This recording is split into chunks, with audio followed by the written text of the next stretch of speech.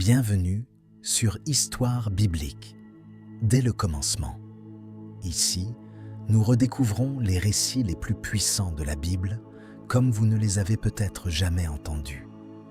Des histoires de foi, de lutte intérieure, de vérité et de transformation. Si ces récits vous parlent, pensez à vous abonner et à rejoindre cette exploration spirituelle à travers les Écritures. Mais aujourd'hui, nous allons gravir une montagne. Un homme se tient au sommet d'une colline. Autour de lui, des pêcheurs fatigués, des malades, des pauvres, des femmes rejetées, des hommes brisés par la violence du monde. Ils sont venus chercher un miracle, mais ce jour-là, il ne guérit personne. Il parle, et ses paroles vont renverser la logique même du monde. Il déclare que les pauvres sont heureux, que les doux posséderont la terre, que les ennemis doivent être aimés.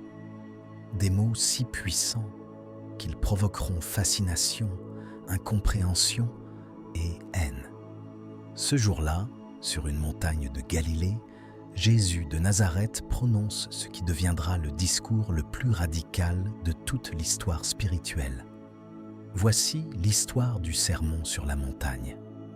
La rumeur s'est répandue comme un feu dans les villages. Un homme marche à travers la Galilée. Il parle avec une autorité étrange. Il touche les lépreux. Il mange avec les pécheurs. Il annonce un royaume invisible. Son nom, Jésus de Nazareth. Un matin, il s'arrête sur une colline qui domine la mer de Galilée. La foule arrive. Des centaines, peut-être des milliers, des malades, des curieux, des religieux méfiants. Ils attendent un prodige, mais Jésus s'assoit et le silence tombe. Ses premières phrases frappent comme un tonnerre silencieux. Heureux les pauvres en esprit, car le royaume des cieux est à eux. La foule échange des regards. Heureux les pauvres? Puis il continue. Heureux ceux qui pleurent, heureux les doux, heureux ceux qui ont faim et soif de justice.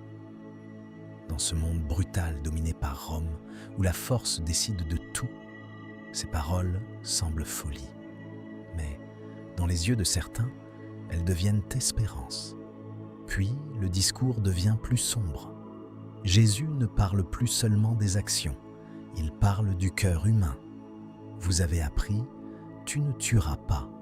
Mais moi, je vous dis, celui qui se met en colère contre son frère est déjà coupable. Un murmure parcourt la foule, car soudain, la loi devient intérieure. La violence n'est plus seulement dans l'épée, elle est dans le regard, dans la haine, dans les pensées. Puis vient une phrase presque impossible. Aimez vos ennemis, priez pour ceux qui vous persécutent. La foule se fige, car autour d'eux, l'occupation romaine est violente, les soldats humiliants, les taxes écrasantes. Et pourtant, cet homme parle d'amour pour l'ennemi. Ce n'est pas une faiblesse, c'est une révolution intérieure, une discipline de l'âme plus dure que n'importe quelle guerre. Puis la voix de Jésus devient presque intime. Il parle de la prière, pas celle que l'on montre aux foules, mais celle qui se fait dans le secret. Quand tu pries, entre dans ta chambre, et ton Père qui voit dans le secret te répondra. Ce jour-là, il enseigne aussi une prière simple, une prière qui traversera les siècles, le Notre Père. Le soleil descend lentement sur la montagne. La foule écoute toujours.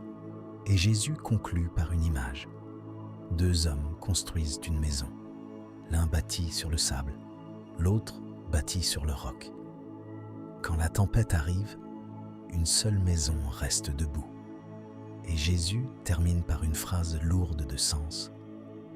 Celui qui entend mes paroles et les met en pratique est comme l'homme qui bâtit sur le roc. La foule redescend lentement de la montagne. Certains sont bouleversés, d'autres troublés, car ces paroles ne demandent pas seulement d'écouter, elles exigent de changer de vie. Et déjà, dans certains chefs religieux commencent à murmurer, car si ces paroles se répandent, elles pourraient renverser le monde. Le sermon sur la montagne n'est pas seulement un discours, c'est un miroir. Il révèle la violence cachée du cœur humain, mais aussi la possibilité d'un autre chemin, un chemin de justice, de discipline intérieure et d'amour radical. Et depuis 2000 ans, une question demeure. Qui aura le courage de vivre ces paroles ?